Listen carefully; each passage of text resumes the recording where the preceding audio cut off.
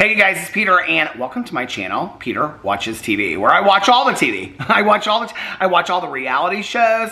I watch all the trending TV series on Netflix, on Apple, on HBO Max, everywhere I watch. I'm binge watching old shows. I'm binge watching currently old seasons of Survivor and Sister Wives from the beginning. I'm currently halfway through season 6.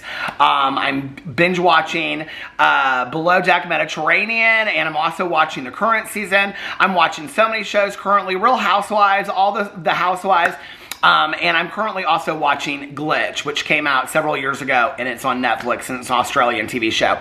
I watch all the TV shows over here, and I love true crime. So I also cover all true crime documentaries over here. So if you have any suggestions, okay, my suggestion box is open, and my suggestion box is the comment section below.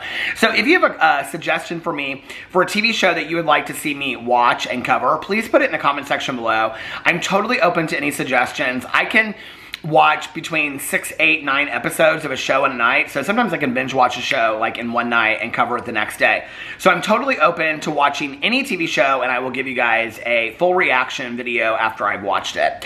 Okay, so today I want to talk about Dark Matter, which was an Apple TV show that came out, I think it came out the end of May, I think it came out maybe the beginning of May, because it was 9 episodes.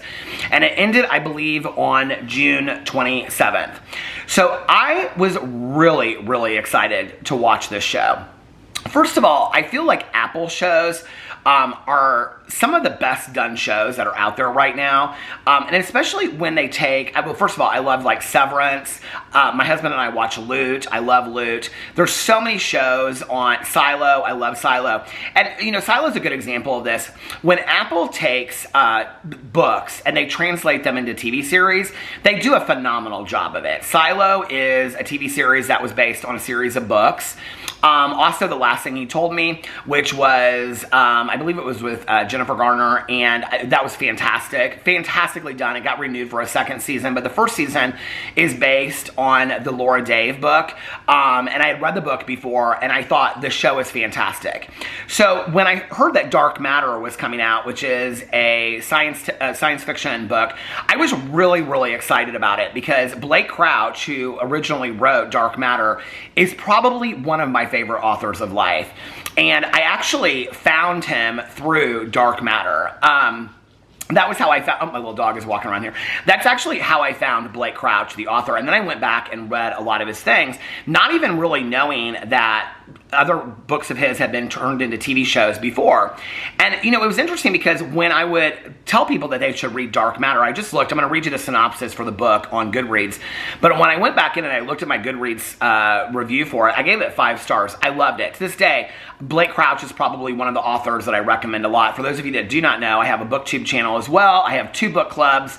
I'm an avid reader, and so I love reading. Science fiction is actually not an area of interest that I usually read.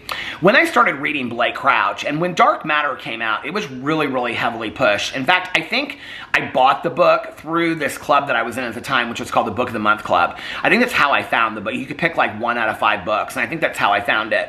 And it was on the bestseller list and things like that. And so I read it, and I loved it, because it's about quantum physics, and it's about, you know, different dimensions and traveling through different dimensions and stuff. But the book is told in kind of a dumbed down version, a very layman's terms version of like science fiction. It's not like high level science fiction. If it was, I'm not somebody that would love the book. I would be very confused by it. Well, I can remember when I read the book and I started looking into Blake Crouch, who's the author, who I think is absolutely genius. I found out that he had a series of books called the Pines books, and there's 3 books in the series, and those books have been turned into a TV series, I believe it was called The Pines, with Matt Dillon, that had come out like 10 years before. And I'd actually watched like the first season of that show, or I went back maybe a couple years ago, and I'd started it and I didn't finish it, so I went back and watched it and loved it.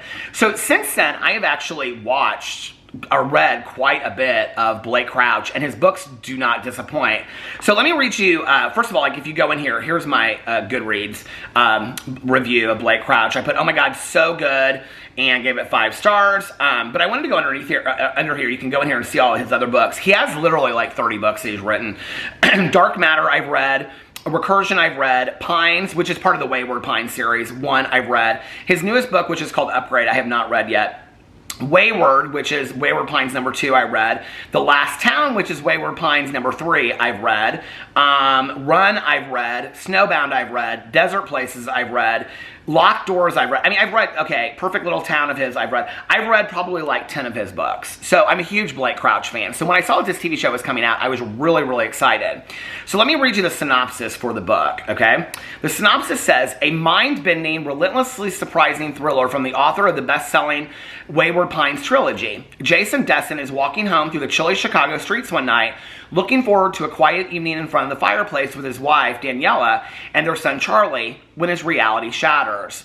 Are you happy with your life? Those are the last words Jason Desson hears before the masked abductor knocks him unconscious. Before he awakens to find himself strapped to a gurney, surrounded by strangers in hazmat suits. Before a man Jason's never met smiles down at him and says, welcome back, my friend. In the world he's woken up to, Jason's life is not the one he knows. His wife is not his wife. His son was never born. And Jason is not an ordinary college physics professor, but a celebrated genius who has achieved something remarkable. Something impossible.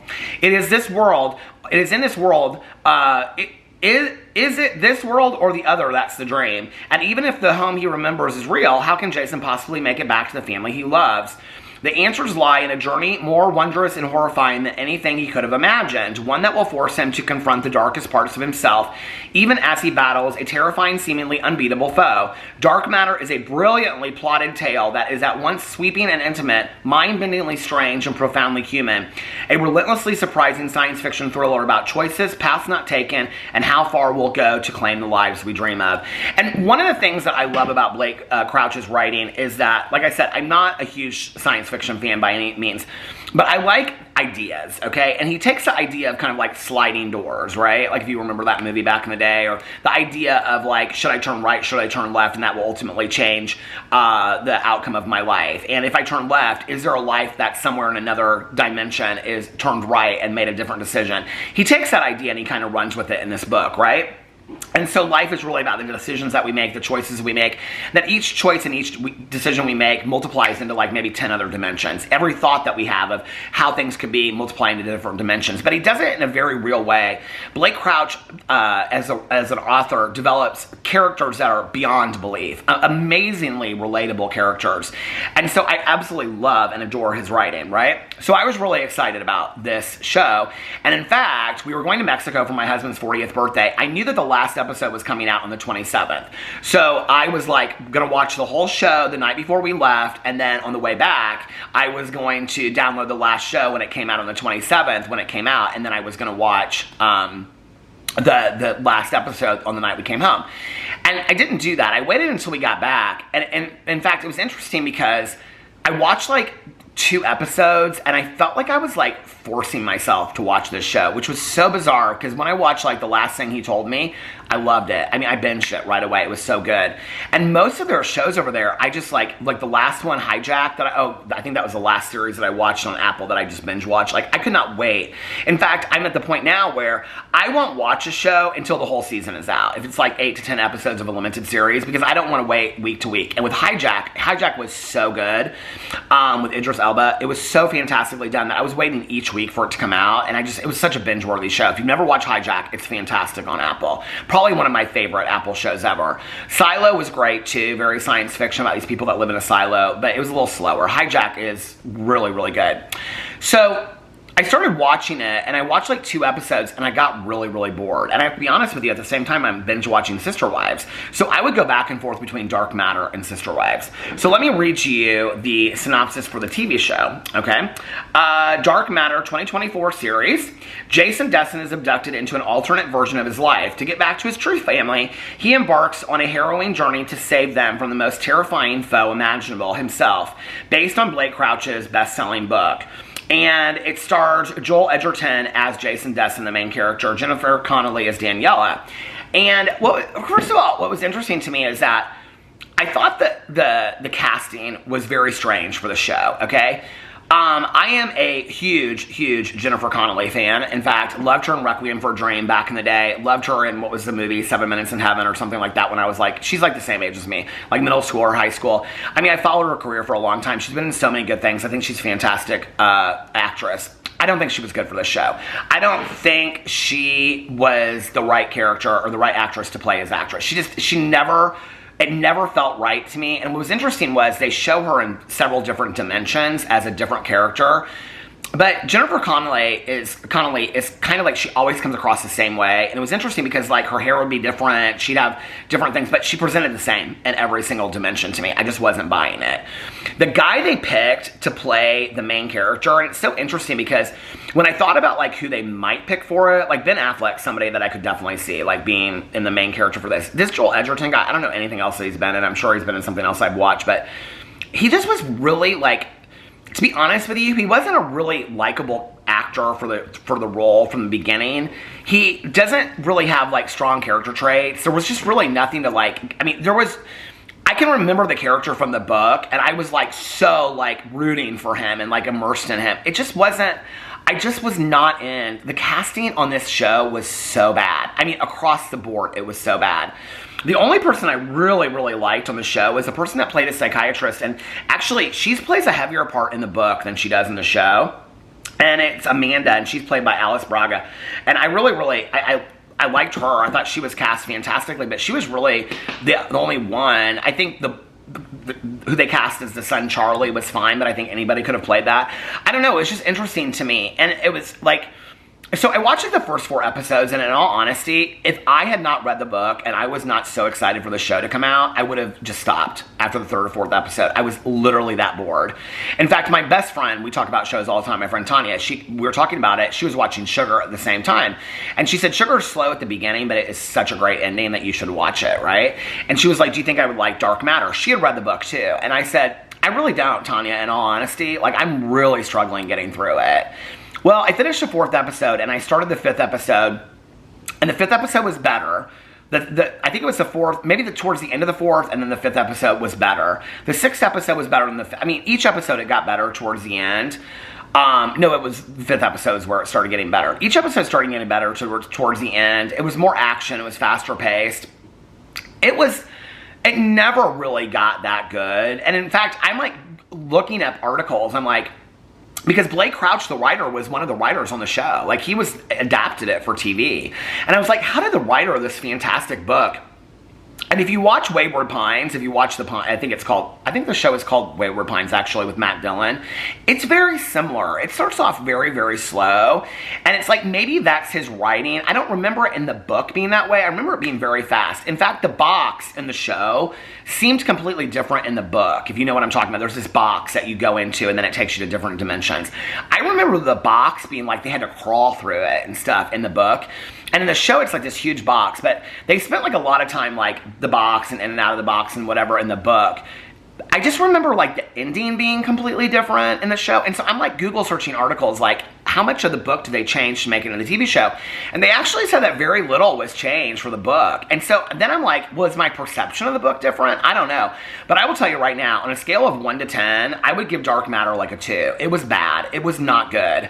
I wouldn't recommend it to anybody, in all honesty. And I was really highly disappointed. As somebody that loved the book, I absolutely love the book. I still recommend, I would still today say, go read the book. The book is fantastic. I love all of his books. Recursion was better than Dark Matter, and I loved Dark Matter. They're so good. As somebody that loves all of his books, and even his older books from like 20 years ago are just as, they stand up just to the cheesy covers and stuff like that, but they stand up to his books today. I love him. I love his writing, but like, I was so excited about this show. And it wasn't even that my expectations were high, and it didn't, I mean, I always go into a show kind of knowing, like, especially if it's like a book, you know, to movie or book to film adaptation, that it's not going to meet that. I always go into a show knowing that. But like, I don't know, it completely missed the mark. It was so slow. The character development was so bad. I didn't feel like the actor from Joel Edgerton, I don't feel like he ever really captured the essence of the main character. I remember the main character being really enigmatic and had a lot of personality in the book. And I didn't just like, this guy was just flat to me. The casting was so off.